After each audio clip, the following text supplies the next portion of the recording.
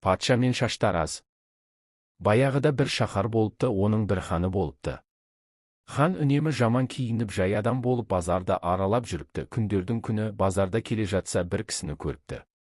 Ол кісі басына бір кесе алтын, аяғына бір кесе алтын қойып жатыпты. Хан оны түсінбей қалып бірнеше күн бақылап жүріпті. Оқырында сен қандай адамсың дейді.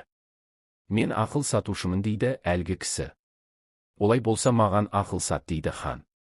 Құп болады, бірақ менің бір ақылым 1000 алтын дейді. Хан санап 1000 алтын береді. Ақылыңды айт. Не істесең де ойланып істе, ойламай істесең қор боласың дейді.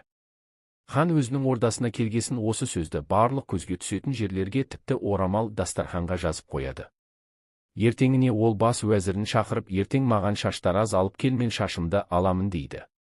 Бас уәзірі бір Шаштаразға барып, ертең ханның шашын алуға кел деп бұйырады. Ертеңіне Шаштараз келе жатқанда уәзірі алдынан шығып, сен ханның шашын қандай ұстарамен алмақшысың деп сұрайды. Әй тақсыр, мен өзімнің ағаш ұстараммен аламын, менің жақсыда күшті ұстара алуға шамам жоқ дейді. Сен білесің бе, ханның шашын жай ұстарамен алуға болмайды деп қалтасынан алтын ұстара шығарады. Шаштараз қуанып кетіп ханның ордасына келеді.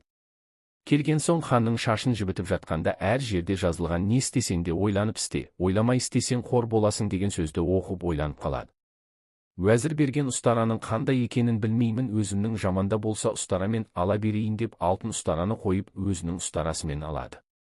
Хан бұны көріп ашуланып, ішінен мына Шаштараз менен алтын ұстараны аяды ма, ағаш ұстарамен алып жатыр ғой, қазір бұған көрсетейін деп шашын алып болғасын былай деп айқайлайды. Дереу жендетті шақырыңдар, мына Шаштараздың басын аламын дейді. Жендет келгесін Шаштараз менің басымды алсаң да ықтияр, бірақ қандай қылмыс жасағанымды айтыңызшы дейді. Хан, сен менің шашымды алтын ұстарамен алмақ болдың, бірақ оны менен аяп ағаш ұстарамен алдың дейді. Сол кезде Шаштараз, мен сіздің шашыңызды алтын ұстарамен алмақшы болдым, бірақ бұл ұстараны сіздің уәзіріңіз берген еді. Мен сіздің уәзіріңіз берген ұстараны қандай екенін білмеймін, сол үшін өзімнің үйреніп қалған ұстараммен ала берейін дедім. Оның үстіне әр жерде жазылған сөздерді оқыдым дейді. Сол кезде ханның көздері жасаурап кетеді. Хан жасауылдарын жіберіп бас уәзірді шақыртады. Мына ұстараны Шаштаразға сен бердің бе дейді. Мен бердім дейді уәзір. Олай болса мына уәзірдің шашын ал деп Шаштаразға бұйырады.